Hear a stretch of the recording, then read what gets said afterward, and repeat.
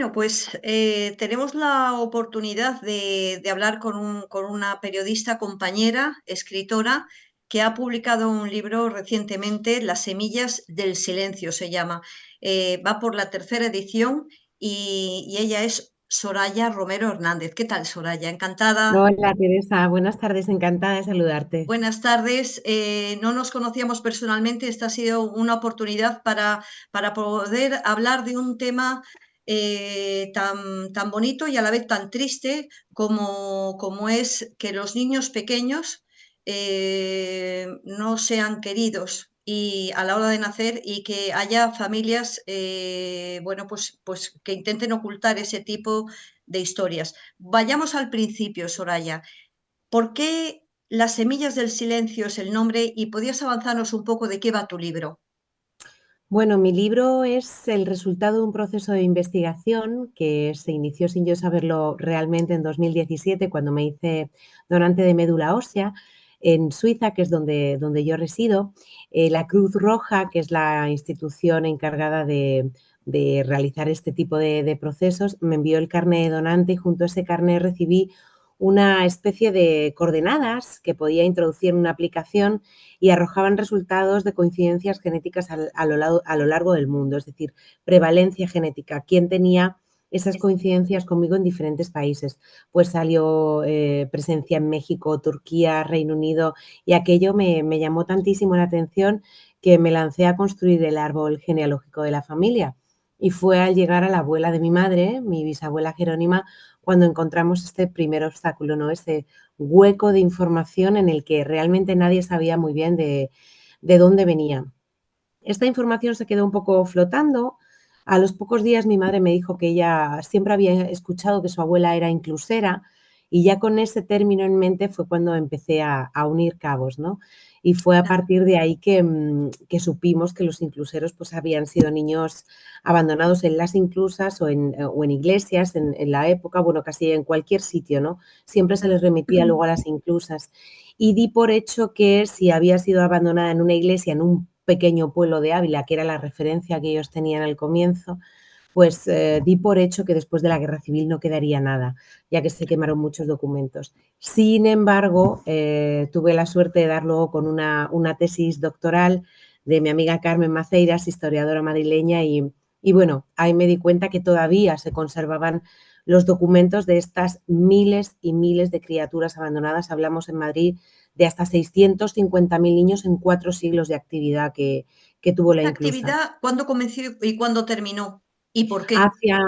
Comienza hacia mediados de 1500 Ah, y la institución se cierra como tal en enero de 1983, la dando el causa, relevo a los servicios sociales, es decir, fueron 4 siglos de actividad.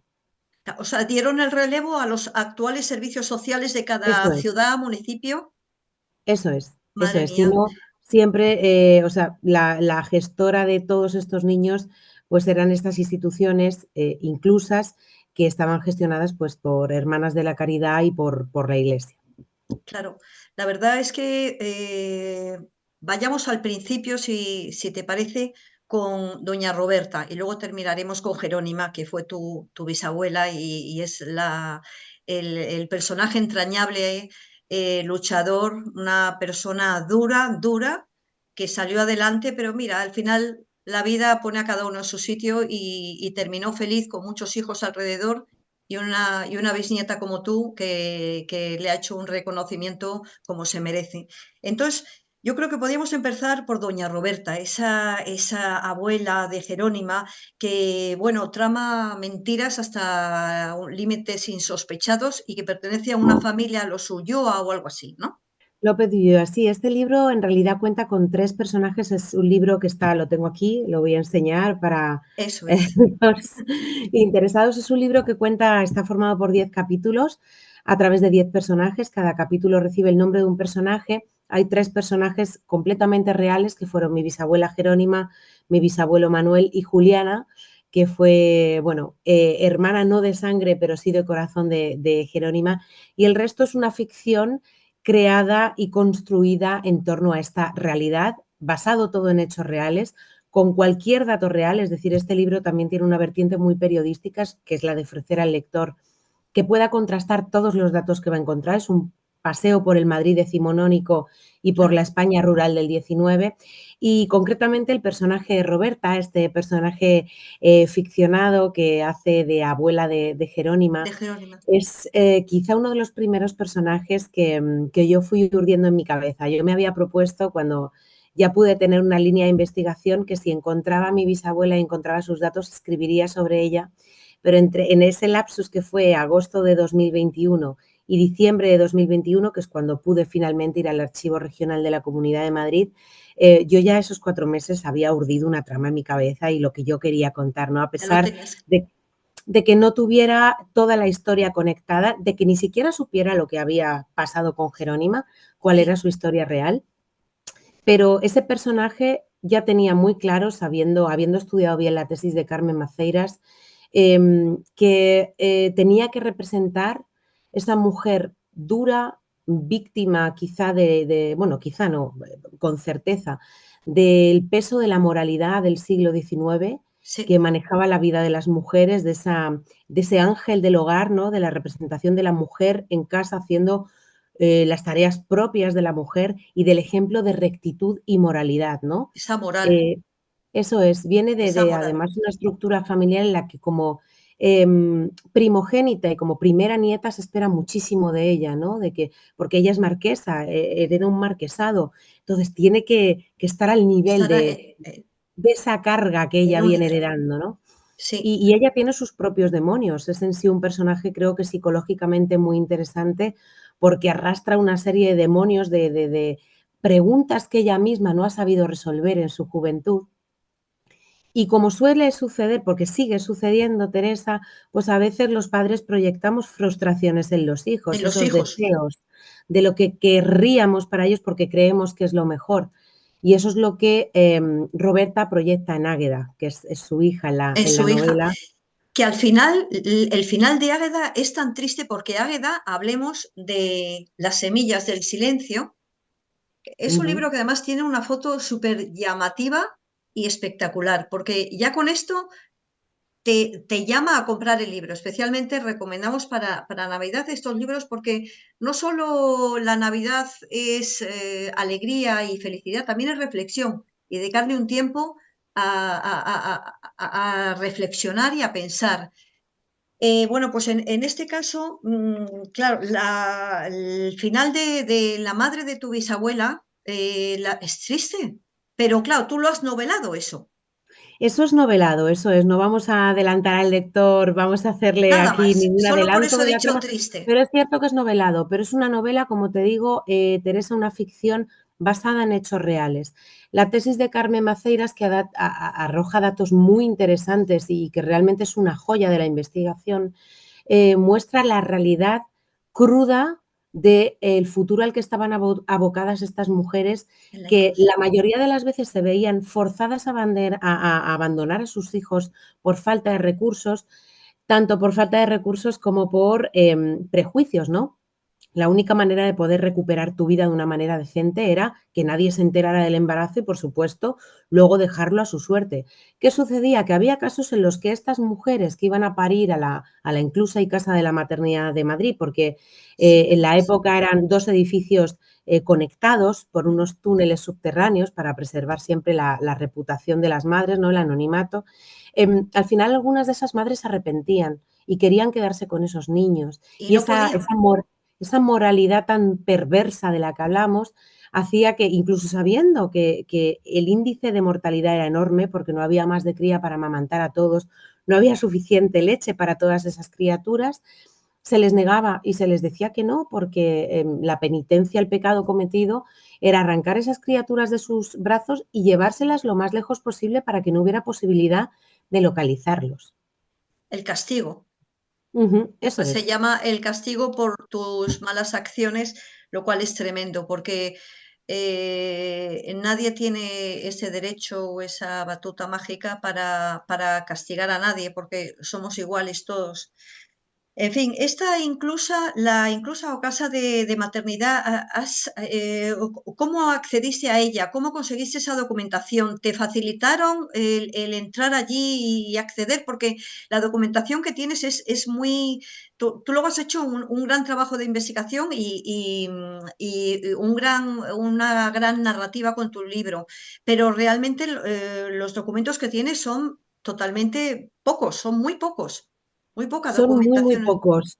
De hecho, de Jerónima son pocos, afortunadamente luego trazando su pista, gracias Sí, a través de esos pocos datos que encontré y es que pude tremendo. hilar, di con su madre, o sea, con su verdadera madre, que es la pena con la que murió mi bisabuela, no saber quién era, ni por qué la habían abandonado, ni quién era su verdadera madre.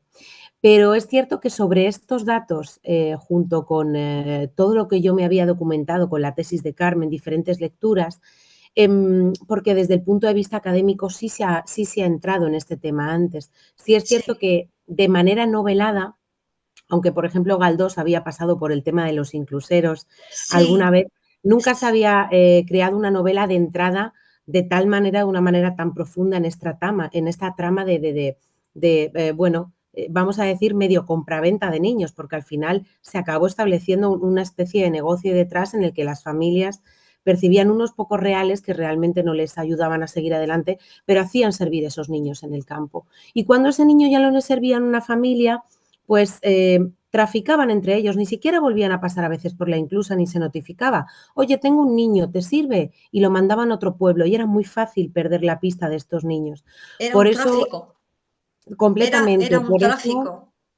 ha sido una suerte tremenda y aquí es donde Carmen me decía que he tenido una mano amiga y de verdad que lo creo. Yo no soy creyente, pero hay una fase mágica en todo este proceso y justamente como tú mencionas, con tan poca documentación, cómo he podido llegar tan lejos Tan en lejos, reconstruir el pasado de mi bisabuela y de su madre, porque claro. aquí el gran misterio era quién era su madre, de dónde venía, por qué la dejó. Y bueno, afortunadamente a través de esos pocos datos de Jerónima en el Archivo Regional de la Comunidad de Madrid, que aquí quiero animar a la gente, estoy segura que si estuviéramos más abiertos a dialogar en las familias, Sí, descubriríamos cosas que nos podrían sorprender, para bien y para mal. El pasado no hay que negarlo, Teresa. no, Está nunca, ahí, es parte de lo que nunca. somos y lo que Sí, haya hecho nuestro bisabuelo, tatarabuelo, no nos determina a nosotros, pero nos trae a lo que somos hoy. Existimos gracias a que esas personas existieron. Pues descubriríamos que a lo mejor en nuestras familias, dado este nivel enorme de niños del que hablamos, hasta 650.000 solo en Madrid, no olvidemos que esto era una red tentacular que llegaba a todas las partes de España. Y te puedo decir, Teresa, que no hay lugar de España al que vayas que no haya o presencia de las inclusas o amas de cría que se ocupaban de esos niños. sí, Es sí, sí, realmente un entramado sí. muy dramático y enorme. Y enorme. Y Y no solo en España, seguramente fuera de España también existía México, esa moral. Argentina, Sí, América esa Latina, moral. donde nos vayamos, había Sí, esta estructura estaba creada en diferentes países. Bueno, sí, pues date cuenta que con la función, por un lado, de menos mal que existen, porque si no estas criaturas no tendrían ningún futuro, ¿no? Y al menos hay un sitio donde abandonarlas, pero también con la cara perversa de intentar ocultar la falta de moralidad de sus feligresas. O sea, porque en la época todo el mundo acudía a la iglesia, todo el mundo era creyente. Entonces, bueno, había ese doble juego. Y por eso digo que es interesante si retomáramos esos diálogos y en estas fechas, como tú dices, no solo la claro, celebración, sino la reflexión, la posibilidad de ese abuelo, ese tío al que vemos poco al año, sentarnos a hablar y conocernos un poco más, eso es. porque en el Archivo Regional de la Comunidad de Madrid, concretamente, Sí, todo lo que es siglo XIX, o sea, se conserva y se conserva todavía en buenas condiciones. Yo pude acceder a ello como periodista, como familiar interesado. Sí es cierto que tienes que firmar una serie de documentos en las que te comprometes a no revelar nada que no tenga que ver con tu propia con tu familia, sobre todo nombres que pueden aparecer hoy todavía claro. en la historia reciente, que tengan algún vínculo con aquella institución y que puedan crear un problema en otra familia. O sea, Ya, estamos pero hablando fíjate, de información fíjate, ¿eh? delicada. Sí, sí, Claro, pero no es todavía justo, pero no es ese justo. espectro, ese fantasma está ahí. claro, Y hablamos siglo XIX, pero es que en el siglo XX todavía aquí, en este libro, más, digamos que estos son los lodos de los barros que fomentaron la trama de niños robados durante el franquismo en España, porque el paradigma cambió. Hasta 1930 las familias recibían dinero por quedarse estos niños y a partir de entonces son las familias que ofrecen dinero para que les consigan uno de estos niños. claro. Es Tráfico. terrible, Ujú. es terrible. Y a esos documentos realmente es muy problemático acceder. No se está permitiendo por vía judicial. Entonces es realmente una batalla que muchas familias y a día de hoy muchas personas que siguen sin saber quién son, pues no están pudiendo resolver. Por lo tanto, yo me considero una privilegiada en este aspecto. ¿Y en qué sentido vía judicial? Es decir, es que ¿qué tienes que demostrar como Bueno, es que para... hay, y aquí la que sabe perfectamente de esto es otra antropóloga maravillosa con la que he podido conectar a través de este libro, es Neus Sí, Roig. Ella está implicada en todo este tema de la trama de los niños robados durante el franquismo y justamente la trama legal es que básicamente partimos o de gente que niega que esto haya existido como tal, una trama de niños robados, a que no haya pruebas suficientes como para demostrar abrir un caso o los casos que se han abierto se terminan cerrando pues porque no hay documentación suficiente que aportar. Pero claro, si no te dejan acceder, claro, es la pesadilla que se muerde la cola y no olvidemos que el Archivo Diocesano, que es uno de los grandes custodios de información de bautizos, de funciones, matrimonios, que eran antes de que existiera el registro civil, a finales de 1800, creo que fue a partir de 1870, todo ese registro pasaba por la Iglesia. Entonces, los guardias y custodios de esa información son ellos y es su información y es de sus feligreses y si no te la quieren dar, no te la dan. no te la dan. Ya. Lo que pasa Entonces, que eso bueno, es otra de las muchas cosas que convendría cambiar. Ya se van legislar, cambiando habría que cosas, sí. legislar, exactamente. Habría que Esto es legislar y una cambiar. carrera Porque de fondo. la gente tiene derecho, La la gente tiene gente derecho a tiene saber. a Yo creo que saber. una de las grandes crueldades, tú hablabas del final de mi bisabuela, ¿no? Felicidad. Mira, yo lo hablaba con sus nietos, muchos de sus nietos todavía están vivos, Sí, entre ellos mi madre. Y los que todavía guardan recuerdo de ella, porque ella falleció cuando mi madre tenía 3 años, su nieto mayor tenía por entonces 18, me comentaban, mira, yo no sé, no creo que la bisabuela muriera, o sea, fuera feliz, pero al menos no tuvo un final desdichado, es decir, ella pudo elegir, eso es. se casó con el hombre que ella decidió casarse, tuvo Claro, 6 hijos. tuvo seis Ya hablar de hijos. felicidad, las dos únicas fotos que tenemos de ella, una aparece dentro del libro, otra ha podido rescatarse gracias a una prima segunda que tenía también una en casa. Que viene en Y el si ves, libro. el semblante es triste y la mirada, Sí, Teresa, es triste y es dura, y es una es una mirada mirada dura. dura. Se la vio una mujer, se la vio una mujer con una expresión dura de que ha sufrido lo indecible. Claro, Y, ella pasó por y no 3 hay familias derecho. distintas, eso es, Ujú, 3 familias distintas ujú, y morirte con esa pena de quién soy, por qué me han ujú. dejado, por qué mi madre no me quiere. Es que Pero esa pregunta todavía pulula en muchas cabezas hoy. No nos tenemos que remontar al siglo XIX. Es terriblemente duro.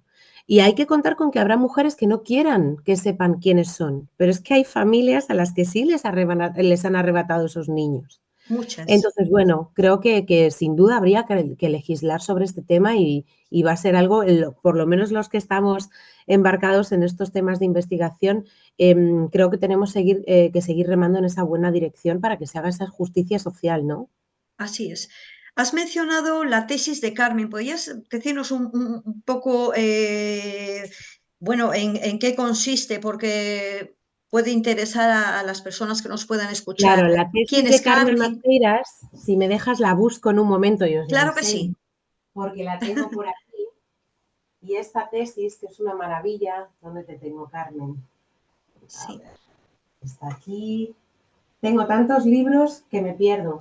porque es que, sí, porque esa información, a ver, a quien le interese un tema en concreto, pues siempre cuanta más Claro. documentación y referencias, pues Mira, siempre esta ayuda. tesis, y como ves, la tengo llena de marcadores, Ah, ¿no? Las ah, niñas abandonadas en la Inclusa de Madrid. Es la Inclusa de Madrid y el Colegio La Paz entre 1807 y 1934. Esto es un estudio profundo que hizo Carmen Maceiras, de hecho, y quiero destacar, Carmen Maceiras terminó esta tesis en 2017 con 76 años. Ah, claro. Entonces, Ah, quiero también lanzar el mensaje de que nunca es tarde para ponerse a tirar del hilo si realmente hay algo que nos inquieta, que nos interesa. Ella tenía también tiene un caso personal ligado a esta trama, tiene otro libro publicado que se llama El secreto de Raimunda, que es fantástico, es fíjate. su peregrinación personal para encontrar datos sobre su abuela. Así que realmente lo Fíjate. recomiendo porque esto es una guía perfecta para ir al archivo regional, como fui yo, después de habérmelo estudiado y requete estudiado, y Claro. no ir a ciegas. Es decir, Eso. los documentos en el archivo regional no están digitalizados. Nos vamos a encontrar legajos reales de hace siglos. Tocar esos documentos, Teresa, para aquellos que os interese la historia, Es es una un gozada. tesoro. Una Es un gozada. tesoro. Claro. Entonces, esta es una guía perfecta para no ir a ciegas, para decir, ah, bueno, es que existe esto y existe esto. Es verdad Claro. que a ti te traen tu caja y tú empiezas a mirar uno por uno los documentos porque no hay, como te digo, hay un pequeño extra en el que te dice, esta caja contiene registros de niños de enero de 1874 a marzo de 1874, ¿vale? Es que te suben esas cajas y de enero a marzo puede haber 400 expedientes. Y te pones a mirarlos uno a uno sin orden alfabético. O sea, es realmente por eso digo que en algún momento mi bisabuela se mostró ante mí, porque en 2 mañanas después de haberme leído este libro, y con los pocos datos que tenía, que era un nombre, que es Jerónima López de la Cruz, el segundo Fíjate. nombre de la Cruz, ficticio, el apellido, y un posible año de nacimiento, ni siquiera teníamos la fecha, 1873, Es 1874, tremendo. Es pues tremendo. di con ella gracias a que había una nota marginal al final de su expediente en el que solo aparecía Jerónima, no aparecía nada más, en el que aparecía el nombre de mi bisabuelo, en el que Sí. se les concedía permiso para casarse. Y ahí Manuel, fue, exactamente, Manuel, esa fue la clave determinante para saber que era ella. Si no, seguramente no estaríamos hoy aquí hablando. ¿hay posibilidad de descubrir bueno, quién fue el padre de Jerónima? Y, ¿sabes? Porque tú lo has novelado, que no lo quiero decir, y lo has inventado, pero me gustaría saber si hay algo de realidad en eso y el origen del verdadero padre de Jerónima. Y luego, si también nos puedes describir un poco a tu bisabuela, porque se veía una mujer dura, dura, con una personalidad tremenda y fuerte y luchadora. Entonces, Pues desgraciadamente te diría hoy, a ver, no me gusta decir imposible, pero es altamente improbable que lleguemos a saber quién era su padre. Lo que sí sabíamos de la madre de Jerónima, no voy a dar nombres para no adelantar nada de la novela, eso es, es que fue una mujer que enviudó y quedó embarazada de ella y la tuvo que abandonar porque no tenía recursos. Del padre no tenemos ninguna traza, es más, no se dejaba ninguna traza en esos libros. Había 2 libros de registro en la inclusa, en la casa de la maternidad. sí, Estaba el oficial y el extraoficial. Al extraoficial solo accedía el director, donde constaban los datos reales. No siempre, pero el 90% de los casos de las mujeres, porque date cuenta que había mujeres que pertenecían a la llamada comunidad, las que no tenían recursos, y las mujeres de clase alta, porque también las había que iban a parir allí a esconder su vergüenza, y esas, pues muchas veces ni siquiera en los libros oficiales constaban con sus datos reales porque no les interesaba que se las pudiera trazar. Ojo, claro, en ese libro oficial, extraoficial, perdón, lo ideal es que constara su nombre verdadero, porque si estas mujeres morían en el parto, claro, había que poder contactar con algún familiar. Sin claro. embargo, algunas mentían, las de clase alta, algunas mentían. Y luego las de comunidad, pues no tenían nada por perder. Entonces, el registro de esos nombres está ahí. En ese oficial, en el libro oficial, además, no se las registraba con el nombre verdadero, sino con un nombre que se atribuía a la cama en la que parían. Por ejemplo, en el número 1 todas se llamaban María, en el número 2 todas se llamaban Amparo. Entonces, te registraban así y ahí puedes ir viendo en esa documentación pues cómo se había estructurado, ¿no? Una manera de hacer funcionar esta Es institución. tremendo el entramado que haya podido organizarse en estos 4 siglos, porque fíjate, en el caso de Jerónima, tu bisabuela, su madre real ficticia en tu libro Ujú. Águeda, que la pusieron el nombre de Amalia, como mencionas tú en Sí, la cuna, Amalia, exactamente, y por, pues, fíjate, en la cama número 5 todas se llamaban Amalia, y a Amalia le tocó. Por y eso hay Amalia, una Amalia le tocó y además yo creo que una nieta o una hija de tu bisabuela se llamaba Amalia o algo así, o pues mi abuela paterna se llama Amalia. Hay eso, conexiones muy, muy bonitas en toda esta historia porque de repente aparecen nombres que tienen vínculo directo con mi familia. qué bien, Eh, Juliana es un nombre que también acaba siendo muy importante de manera indirecta para Jerónima. Primero por sí, esa hermana de no sangre que acaba tratándola como una hermana, que es un personaje real muy de la última dulce, familia que acogió a mi bisabuela antes sí, de que ella se casara. Y sí, luego Juliana, porque en la investigación hemos visto que uno de los nombres de su madre verdadera, su madre biológica, el segundo nombre era Juliana. uy, Fíjate, ese qué tipo casualidad, de casualidades que hacen tan mágica, ¿no? El proceso este sí, que yo he vivido y que el proceso ha sido tan bonito y el proceso de escritura ha qué sido tan bonito. bonito que lo he disfrutado tanto, de verdad, esto ha sido un proyecto que he disfrutado de principio a fin. Y que Em, tiene que haber una segunda parte, seguro, y una bueno, primera parte de la primera, porque esto no puede quedar así. Tienes que continuar hay porque muchísima gente enganchadísima, sobre todo a sí, uno de los personajes, Matías, el médico, ha fascinado entre los sí, lectores. Creen, claro, Matías tiene un rol importante en la novela, pero luego de repente pues deja de tenerlo sí. y la gente se ha quedado con ganas de saber más.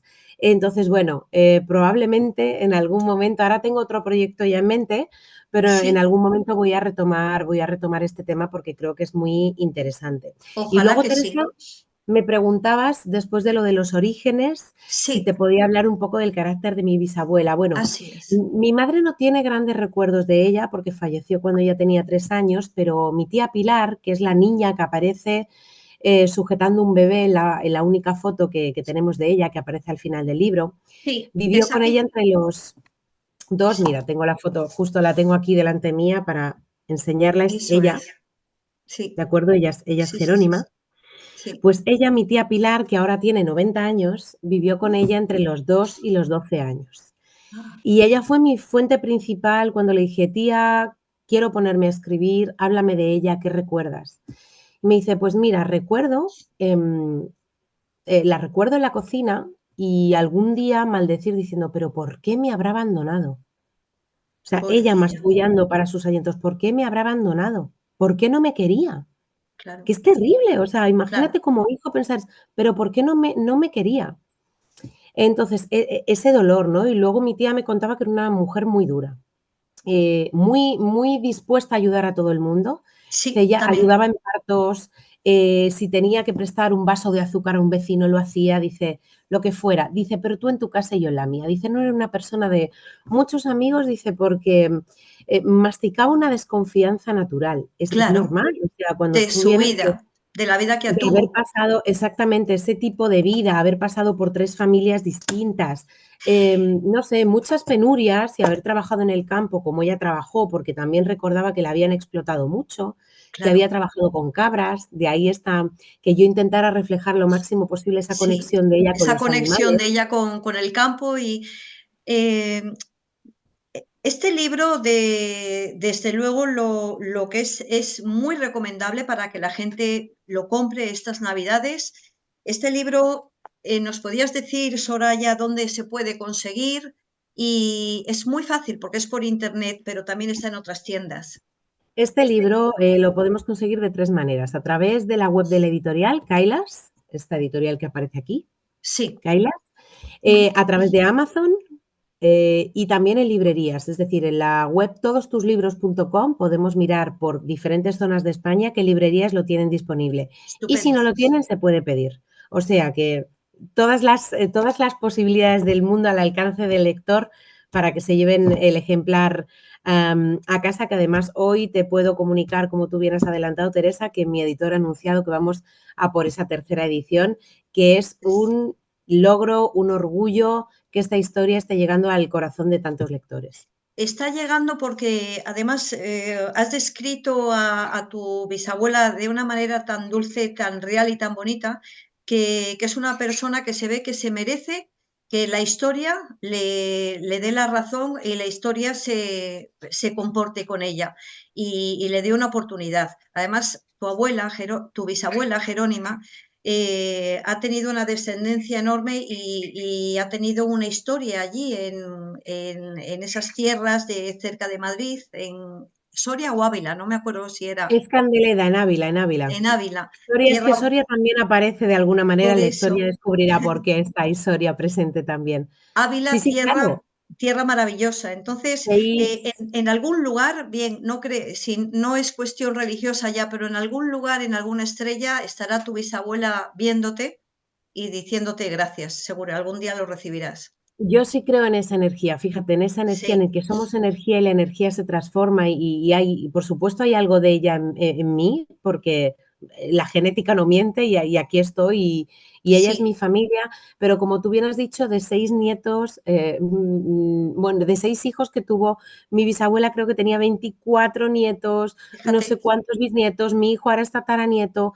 Cuando hicimos la presentación en Candeleda, a mí me han salido primos segundos hasta debajo de las piedras. Y es estupendo. maravilloso que esto de repente una a las personas, que de repente haya gente que empiece a dialogar en el pueblo. "Ah, es que mi abuelo también, es que yo recuerdo que un primo era".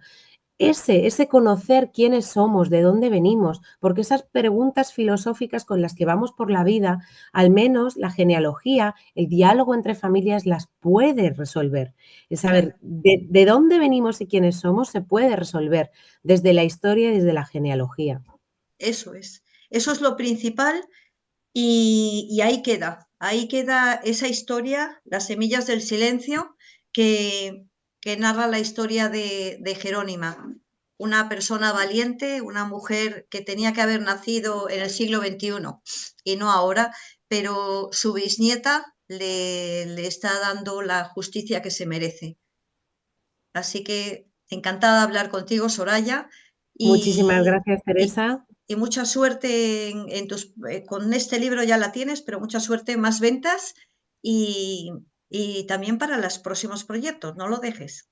Eso esperemos, esperemos. Animamos a todo el mundo a que regalemos cultura esta Navidad y de verdad que es una historia, es dura, pero es muy conmovedora y sobre todo hay un trabajo periodístico detrás que espero que el lector sepa apreciar y una lista de acompañamiento musical, de música clásica magnífica para aquellos que también quieran disfrutar de la experiencia inmersiva de poder leer a la vez que nos acompañan esas piezas musicales.